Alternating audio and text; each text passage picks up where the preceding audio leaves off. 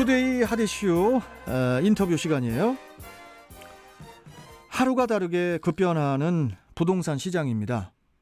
최근 정부에서는 부동산 시장 교란 행위를 차단하기 위해 부동산 시장 감독기구 설립을 본격화한다는 내용이 나왔는데요.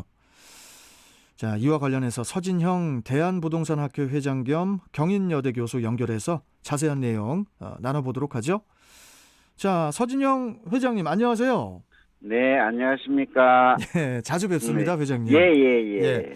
자, 그나저나 네. 정부가 부동산 시장 감독기구 설립을 이제 본격화를 했는데, 네. 그런데 이 감독이라는 어조가 강해서인지 이 부동산 거래 분석원으로 이제 톤을 좀 낮췄는데 이를 또 둘러싼 갑론을박은 여전한 것 같아요, 회장님. 네. 사실 정부 기관의 명칭 같은 경우에는 네. 국민이 보고 들었을 때 사실 무슨 일을 하는지 어떤 기능을 하는지 네. 좀 인지할 수 있어야 되는데 사실 부동산 감독원이 꼭 필요하다면 국민들을 좀 설득을 해서 감독원을 설치해야 되는데 사실 기구의 어떤 기능과 역할에 전혀 맞지 않는 장면으로 사실 포장을 했잖아요. 그죠? 이런 건 좀 아니라고 봅니다. 왜냐하면 일반 국민들이 일식집 간판을 달아놓고 내부에서 분식집을 만약에 운영을 한다면 사실 어떻게 되겠어요? 그런 의미로 봤을 때. 예. 그래서 이제 부동산 거래 분석원이라고 하면 사실 부동산 거래 현황들을 좀 정확하게 좀 파악을 해서 이 부동산 정책을 수립하는데 어떤 기초 자료 이런 것들을 제공하는 좀 기관이었으면 하는 좀 안타까운 측면이 있죠. 이렇게 되면은 이제 정부가 국민의 부동산 거래를 이른바 이제 빅브라더처럼 그러니까 이제 통제를 하고 또 감시하려 든다는 그런 비판이나 반발을 또 살 수밖에 없다. 이런 해석들도 있던데 어떻게 보십니까, 회장님께서는? 부동산 거래 분석원은 사실 부동산 검찰이 될 가능성이 많다라고 예측을 하고 있습니다. 부동산 검찰이 될 수 있다. 예.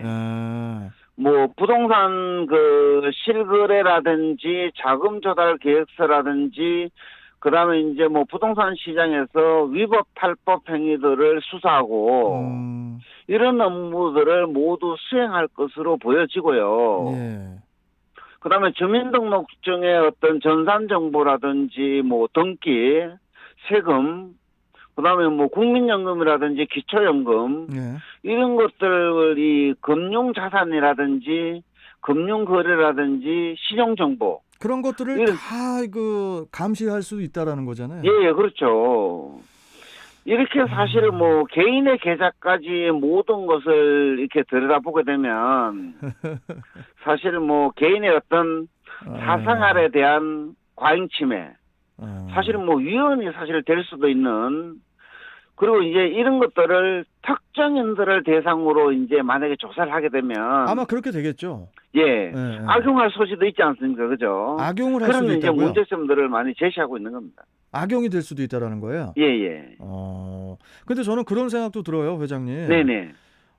부동산 거래 분석원이 이렇게 탄생이 돼도 나는 상관없다. 나는 지금 달랑 지금 아주 조그만 집 한 채 있는데 내 통장을 감시를 하던 확인을 하던 아무 걱정을 안 하는 국민들도 많을 것 같고 또 반대로는 너무 또 이제 부동산이라든지 여러 가지 재산이 좀 많으신 분들은 도대체 왜 내 통장을 보는데 이럴 수도 있는 거고 뭔가 좀 동전의 양면성 같이 그런 것도 좀 제기가 될 것 같아요. 물론 국민들의 한 51% 정도는 별 관련이 없지만 우리가 이제 상위 20% 정도는 어느 정도 이제 거부감을 가지고 있지 않겠습니까? 그죠? 가질 수 있겠죠. 예. 그런 사람들도 우리나라 국민들이기 때문에 헌법에 보장된 권리들을 어느 정도 인정해야 되지 않겠느냐 이렇게 생각하는 거죠. 예. 이게 지금 어떻게 될 것 같아요? 회장님께서 보시기에. 지금 이렇게 갑론을박이 심한데. 네. 결국 이제 뭐 정부에서는 지금 부동산 투기 억제와 부동산 가격 안정이라는 정책의 목표를 달성하기 위해서 네. 이게 뭐 다수의 힘을 갖고 거래 분석원을 설치를 해서 이게 그 섬세하게 모든 거래들을 들여다보지 않을까 이렇게 예측을 할 수가 있겠죠. 어떻게 그러다 보면은 부동산 시장이 또 안정이 될까요? 사실 뭐 시장이라는 것은 수요와 공급에 의해서 움직이기 때문에 사실 규제를 한다고 안정되는 것은 아니라는 것이 사실 원론적인 얘기고 원칙적인 얘기입니다. 예.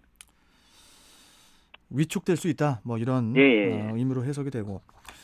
자, 그리고 치솟는 그 부동산 가격 문제에 대응하기 위해서 또 이제 정부가 내놓은 또 다른 카드 중에 하나가 이제 토지 거래 그 허가제지 않습니까? 그 이재명 경기도지사도 그 이 제도의 도입을 시사를 하면서 이 토지 거래 허가제에 대한 이제 관심이 더 커지고 있는데 이 토지 거래 허가제라는 게 정확히 뭡니까, 회장님? 이제 일반인들이 토지 거래 허가제 같은 경우에는 결국 이제 부동산 시장에서 이 토기 거래를 건절하고 어떤 이 합리적인 시장 가격들을 형성하기 위해서 거래 행위에 대한 자체를 강력하게 규제하는 제도예요. 그러다 보니까 이제 뭐 일정 기간 동안, 뭐 5년 동안, 10년 동안, 그다음에 일정 규모 이상의 토지 거래 계약을 체결하게 되면 이게 시도나 시군구에 허가를 받도록 하는 제도입니다. 그 어떤 그 기준을 넘어가면? 그렇죠. 그래서 이게 이제 토지거래 허가제 같은 경우에는 1978년도부터 이제 어느 정도 시행이 되었다가 이게 이제 뭐 여러 가지 어떤 위헌의 소지라든가 여러 가지 문제로 인해서 이게 시행이 되지 않다가 최근에 이제 부동산 시장들이 많이 불안해지다 보니까 정부에서는 이 부동산 투기 세력들의 유입을 사전에 차단하겠다. 이런 의미에서 이제 허가제를 꺼내들고 있는 겁니다. 그러면 예를 들어서 이 토지 거래 허가제를 통해서 혹시라도 또 부작용들이 생기면은 그 부작용들을 보완해 나가면 되는 거 아닐까요? 토지거래 허가제 같은 경우에는 내가 이제 일이란 토지를 사서 이용을 하겠다라고 이제 신청을 하게 되면 허가제는 사실 행정관청의 재량행위이기 때문에 허가를 해줘도 되고 안 해줘도 되고 이런 경우들이 좀 있거든요. 그러다 보니까 이제 이게 이 사유재산권의 시장에서 거래되는 것을 너무 억제를 한다. 이런 어떤 부작용들이 나타남으로 인해서 이제 이 소비자들이 국민들이 많은 이제 불편을 느끼게 되는 거죠. 참 이거 부동산 문제가 아이고 회장님 진짜 복잡합니다 이게. 그렇죠. 아이고 참. 자, 그런데 이제 이런 와중에 그 3기 신도시 가운데 하나죠. 경기도 고양 창릉과 또 부천 대장 지역에 대한 그 개발 청사진이 이제 발표가 됐어요. 이러면은 그 내년 하반기부터 사전 청약이 시작이 되는 거죠? 그렇습니다. 이 부분도 뭐 어떻게 전망하시는지 말씀 좀 해주시죠. 사실 이제 정부에서 이제 이렇게 되면 사실 이 내년 말까지 우리가 이제 3기 신도시에 대한 어떤 구체적인 이 지구 계획을 수립하게 됩니다. 그러겠죠. 이제 지구 계획이 수립되면 본격적으로 이제 보상 절차가 진행돼요. 그러겠죠. 이게 이제 정부 땅이 아니고 이제 개인들 땅 소유잖아요. 그래서 이제 이 3기 신도시 중에서 사실 규모가 어느 정도 되는 신도시급은 뭐 남양주 왕숙이라든지 고양 창릉, 하남의 어떤 교산 정도예요. 그리고 이제 2기 신도시 같은 경우에는 3기 신도시는 2기 신도시에 비해서 사실 서울을 중심으로 해서 접근성이 상당히 좋은 편입니다. 그래서 이제 뭐 3기 신도시의 청약을 하고자 하는 그 예비 청약자들 있죠, 그죠? 그렇죠. 이런 분들은 이제 뭐 지역 가점이 있기 때문에 지금 그 지역의 거주 여건이 2년으로 늘어서 좀 어려운 점이 있지만 예. 청약을 하고자 하는 분들은 그래도 한 번쯤 미리 지역으로 이주하는 방안도 좀 고려해 보는 것이 괜찮지 않을까 이렇게 생각을 하고요. 물론 이제 뭐 아파트를 분양받게 되면 본인의 어떤 경제 상황에 맞는 자금 계획들도 미리 이제 좀 수립을 해서 자금을 마련하는 것도 이제 하나의 방안이 되겠죠. 근데 우리 서진영 회장님, 네. 저는 또 뭐가 걱정이 되냐면은 네. 뭐 일반 모든 국민들도 그렇게 저랑 비슷하신 생각이실 것 같은데 네. 어떤 대규모의 뭐 이렇게 뭐 신도시가 들어서거나 그런 개발 얘기가 오고 나면은 그 신도시 주변의 부동산도 들썩들썩 하더라고요. 네.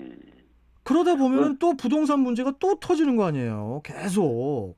그러니까 무슨 얘기냐면은 부동산은 그 기본적으로 연결되어 있습니다. 그렇죠. 연결이 돼 있잖아요. 그러니까 이제 신도시가 개발되면 신도시 인근 지역에 부동산 가격이 이제 폭등을 하게 되는데 그러다 보면은 지금도 사실 뭐 교통이 좋아지고 인구가 모여들게 되면 부동산의 가치는 상승하는 것이 일반적인 현상이라고 보면 되는 거죠. 참 그래서 좀, 좀 신도시가 개발이 돼도 좀 임대 아파트가 좀 많아졌으면 좋겠고 좀 논의를 좀 많이 좀 전문가들과 모든 국민들이 함께 모여서 우리 서진영 회장님이 좀 앞장서서 이런 부동산 문제가 좀 더 조금씩 해결이 좀 됐으면 좋겠어요. 이거 지금 신도시 개발이 되면 또 주변 집값 또 오르고 그러다 보면 또 전세 또 오르고.